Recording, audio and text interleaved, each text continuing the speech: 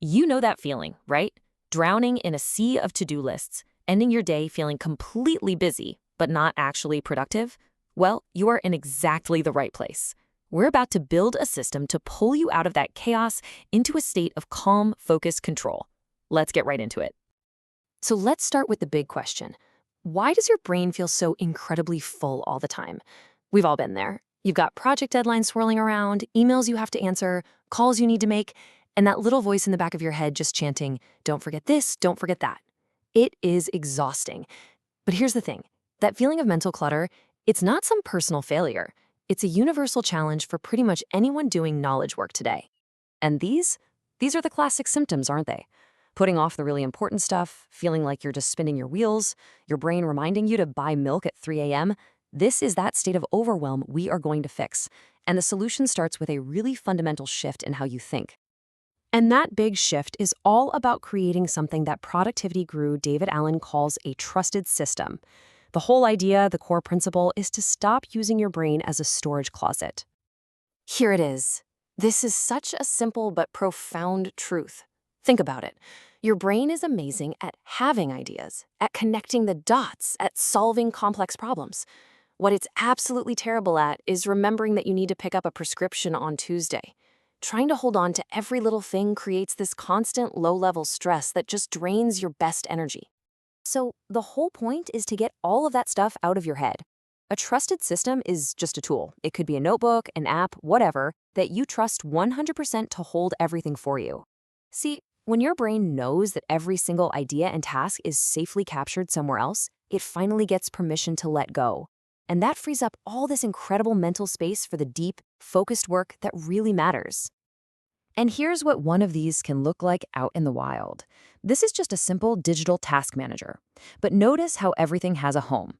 You've got your projects, you've got your specific next actions, you even got contexts like at the office or waiting for. This isn't just a messy list. It's an actual system designed for clarity. So how do we actually start building one? Well, we begin with pillar 1, capture and clarify. This is all about getting every single one of those open loops out of your head and into one single place. We're going to call that place your inbox. Now, this process looks simple, and honestly, it is. First step, you capture everything. And I mean everything. Don't filter, don't judge, just get it all out. Then you process each item one by one, and you ask this one critical question. Is this something I actually need to do? If the answer is no, it's either trash, something to file away for later, or maybe something for a someday list. But if it is actionable, you organize it. You put it in the right bucket. Okay, so now you have everything captured and organized. Huge step. But that leads to the next big challenge, right? You're staring at this beautiful, clear list, but how on earth do you decide what to do first? That's pillar 2, prioritize with purpose. A fantastic tool for this is the Eisenhower matrix. It forces you to think about your tasks along 2 really simple lines. Is it urgent and is it important? Quadrant 1, the urgent and important stuff, that's your crisis mode. You got to deal with that now. But the real magic, the place where you actually make progress on your life and career, is quadrant 2, important but not urgent. This is where strategic thinking and high-impact work happens. You have to schedule time for these things. Everything else, you either give it to someone else or just drop it. But that kind of begs the question, doesn't it? How do you even define important? Well, it's pretty simple. A task is only important if it moves you closer to a goal that you care about. Without clear goals, prioritization is just a guessing game. You're just reacting to whatever is screaming the loudest, not what actually matters in the long run. So how do we set good goals? You've probably heard of the SMART framework. Well, this is an upgrade, smarter.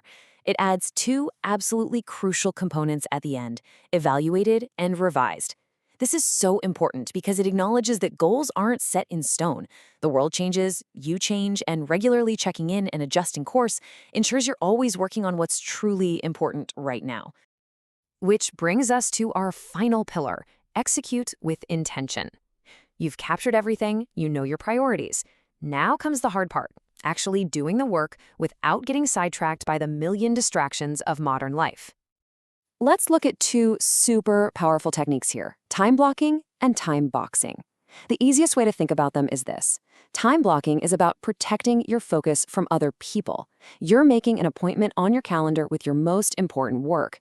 Time boxing, on the other hand, protects your focus from yourself. It sets a hard limit on how long you'll spend on something, which is a total game changer for beating perfectionism or just getting started on something you're avoiding. A really popular way to do this is with the Pomodoro technique. It's so simple, but it's brilliant. It's a method for managing your energy and attention, not just your time. You work in a super focused sprint for 25 minutes, then you take a short break. After 4 of those, you take a longer break. This rhythm isn't random. It's designed to keep your brain sharp and prevent you from burning out. And you know what? The science actually backs this up. Research shows that using these structured breaks leads to about 20% less fatigue compared to just, well, taking a break whenever you feel like it. That little bit of structure makes a huge difference in your mental endurance. And the impact on your focus is even more incredible. Look at this. In one study, the group using Pomodoros rated their focus at an 8.5 out of 10. The control group, they were down at a 6.2. That is a massive difference in the quality of your attention, and it's all thanks to a simple timer. And finally, here's one more little gem for this pillar of execution, the 2-minute rule. It is so simple. The logic is that it often takes more time and mental energy to track a tiny task than it does to just do it. So if you're looking at something and you know it'll take less than 2 minutes, just do it right then and there. But, and this is a really, really big but, there's a critical catch. You only apply this rule when you are in processing mode. You know, when you're clearing out your email or going through your physical inbox. You do not use this rule when you're in the middle of a focused, deep work session. Using it at the wrong time just creates more interruptions and completely shatters your focus. So as we start to wrap this up, the most important thing to remember is that these aren't some rigid, all-or-nothing rules. They are tools. They are pieces of a toolkit. The real goal is for you to experiment and build a flexible system that works perfectly for you. So let's just quickly recap the toolkit we've put together. It all starts with that foundational mindset.